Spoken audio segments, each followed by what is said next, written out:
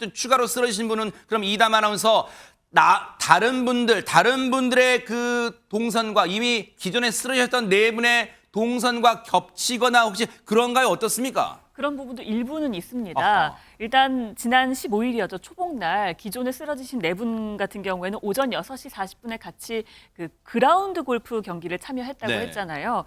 그리고 이후에 오후 1시 50분쯤에 오리고기 이제 식사를 하러 가서 같은 테이블에서 네 분은 함께 했습니다. 네. 그런데 최근에 쓰러진 한 분은 다른 테이블에서 식사를 했다고 해요. 아, 그래요? 오리고기를 함께 먹은 건 맞지만 다른 테이블에서 식사를 하셨다고 하고요. 네. 그리고 점심 식사 이후에 일단 기존의 피해자 네 분은 경로당으로 이동했고 뭐 커피를 마셨다라는 진술이 확보돼 있는 상황이잖아요. 네. 그런데 추가로 쓰러진 분은 경로당으로 이동한 것까지는 확인이 됐지만 네. 커피를 드셨는지 이 여부는 지금 확인되지가 않고 있는 상황입니다. 조용하고 평화로웠던 경북 봉화 농약 음독 사건 그게 지금 일파만파 퍼지고 있는데 이미 쓰러지셨던 네 분 말고 또 한 분이 쓰러지셨다는 얘기가 들리고 있어요. 하재근 평론가님. 그 식사 자리에서 함께 있었던 분들 중에 80대 여성이 어제 속이 안 좋아서 병원에 간 거예요. 네. 처음에 그 속이 안 좋은 정도였는데 근데 진료 중에 구토를 했다고 합니다. 아하. 그 다음에 급격히 상태가 악화돼서 지금 의식이 없다는 거예요. 세상에. 근데 이분이 호흡곤란, 근육경직 이런 증상들을 보였는데 기존에 쓰러진 피해 주민들하고 유사한 증세고 이분의 위를 세척을 했더니 네. 그 속에서 살충제 성분이 나왔다고 합니다. 어머나 세상에. 아니 근데 지금 이 동네 주민분들은 얼마나 걱정이 크시겠어요. 그런데 보세요. 이번에 추가로 쓰러지신 분은 그럼 이담 아나운서 다른 분들의 그 동선과 이미 기존에 쓰러지셨던 네 분의 동선과 겹치거나 혹시 그런가요? 어떻습니까? 그런 부분도 일부는 있습니다. 아하. 일단 지난 15일이었죠. 초복날 기존에 쓰러지신 네 분 같은 경우에는 오전 6시 40분에 같이 그 그라운드 골프 경기를 참여했다고 네. 했잖아요. 그리고 이후에 오후 1시 50분쯤에 오리고기 이제 식사를 하러 가서 같은 테이블에서 네 분은 함께 했습니다. 네. 그런데 최근에 쓰러진 한 분은 다른 테이블에서 식사를 했다고 해요. 아, 그래요? 오리고기를 함께 먹은 건 맞지만 다른 테이블에서 식사를 하셨다고 하고요. 네. 그리고 점심 식사 이후에 일단 기존의 피해자 네 분은 경로당으로 이동했고 뭐 커피를 마셨다라는 진술이 확보돼 있는 상황이잖아요. 네. 그런데 추가로 쓰러진 분은 경로당으로 이동한 것까지는 확인이 됐지만 네. 커피를 드셨는지 이 여부는 지금 확인되지가 않고 있는 상황입니다.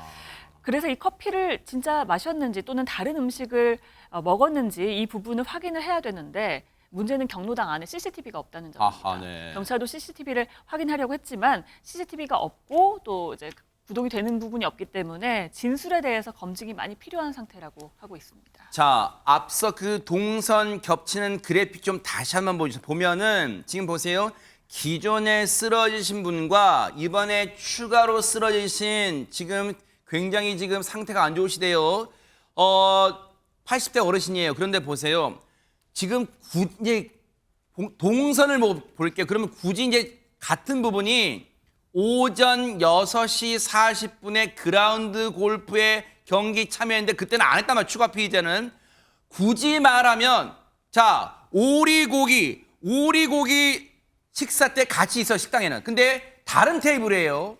그런데 경로당으로 이동해서 기존 피해자 네 분은 커피를 마셨는데 물론 그것도 냉장고에 있는 커피였다 아니다 냉장고 밖에 있는 커피와 조금 다르긴 합니다만 네 분은 커피를 드신 거고 경로당에 이동해서 근데 이번에 추가 피해자는 커피를 마셨는지 여부는 확인이 안 되고 있어요. 근데 여기서 주목되는 게 장윤 변호사님 다른 분들과는 달리 지금 다른 분들이 쓰러지신 이후에 한 사흘 정도 지나서 지금 증세가 나타나신 거 이분은 어떻게 해석해야 할까요? 그러니까 이유를 더 정확하게 짚기가 상당히 어렵다는 겁니다. 수사 당국으로서도요, 이 의학의 어떤 그 자료 같은 걸 좀 더 분석할 필요가 있다는 건데 일단 동선이 겹치는 부분은 이 오리고기를 먹은 식당 그리고 그 이후에 경로당입니다. 경로당에서는 이 기존에 쓰러지셨던 분들 같은 경우에는 커피를 함께 마셨다라는 진술이 확보된 상황인데 네. 지금 쓰러진 사흘 뒤에 쓰러진 80대 여성 같은 경우에는 그 여부는 확인되지 않습니다. 그러면 지금까지 확인된 교집합은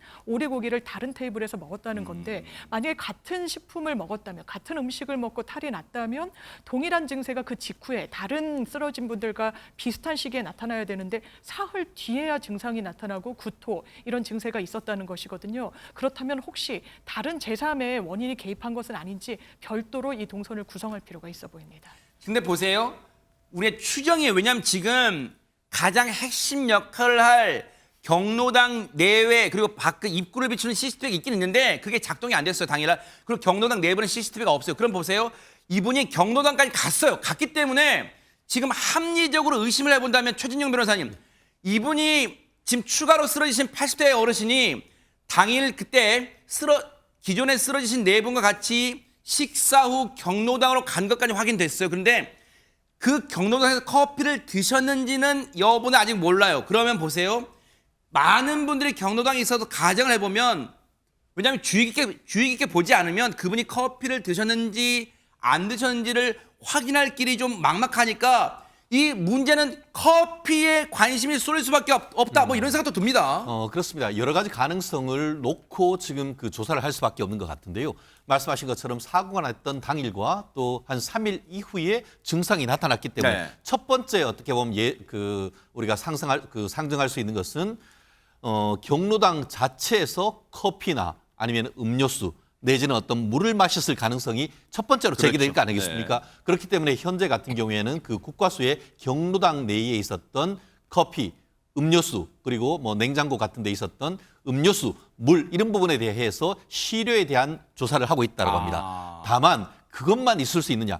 결국 다른 사람들은 그날 바로 어떤 농약 중독의 증상이 나타났는데 3일 뒤에 있었다라고 한다고 하면은 한 가지 가능성은 아까 말씀드린 것처럼 그날 먹고 나서 소량이 어떤 섭취를 해서 이후에 3일 이후에 어떤 그런 중독 증상이 발생했다고 볼 수도 있겠지만 다른 것 생각한다고 하면은 그 사이에 또 다른 어떤 그 영향으로 그 장소에 있어서 먹은 건 아니지만 그 이후에 또 다른 식사나 그래서 어떤 섭취하는 과정에서 농약 중독 증세가 있을 수 있기 그러네요. 때문에 그 사이에 어떤 것을 섭취했는지 그런 부분에 대한 추가적인 조사도 열어놓은 상태에서 조사를 해야 되는 것이 아닌가 생각을 합니다. 그러네요. 왜냐하면 상식적으로 이 어르신이 사흘 동안 댁에서 아무것도 안 하고 계셨을 일은 만무하잖아요. 그렇죠. 그러니까 그 사흘 사이에 뭔가 동선에서 의심될 만한 걸 추가로 찾아봐야 될 것 같다 생각 드는데 안진영 기자님, 그러다 보니까 지금 현재 분위기나 상황으로 봐서는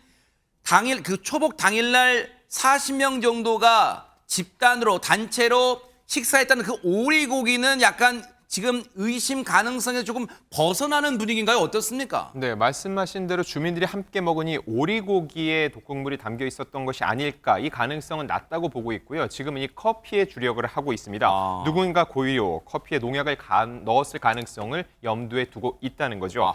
그리고 당초 의심이 됐던 식중독 관련 검사 결과도 나왔습니다. 그래요? 보건당국의 검사 결과 이 피해 주민 가건물을 검사를 했는데 네. 식중독 관련 세균이나 바이러스 모두 음성 판정이 나왔습니다.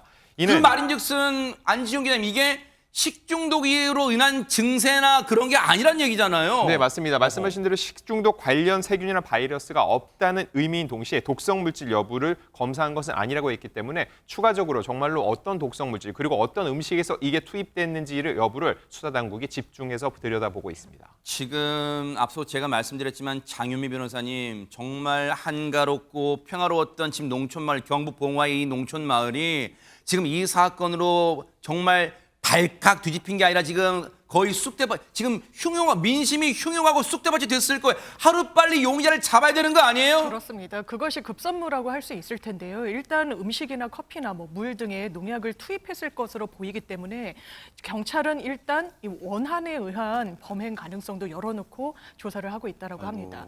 이 원한 관계를 확인하기 위해서는 주변 탐문 조사가 굉장히 중요하기 때문에 현재 관련 수사를 하고 있다라고 하고요. 또 하나의 단서로 작용할 수 있는 건 바로 그 농약 농약입니다. 성분이 추출된 농약 같은 경우에는요, 이 농약이 워낙에 독극물이고 또 이게 독성이 강하기 때문에 판매를 하는 업체에서는 농약을 누가 언제 어떤 사람이 사갔는지를 전자 시스템에 등록하도록 법이 강제하고 있습니다. 그래요? 그렇기 때문에 해당 농약이 정확하게 특정이 된다면 구매자를 역추적할 계획 중에 있습니다.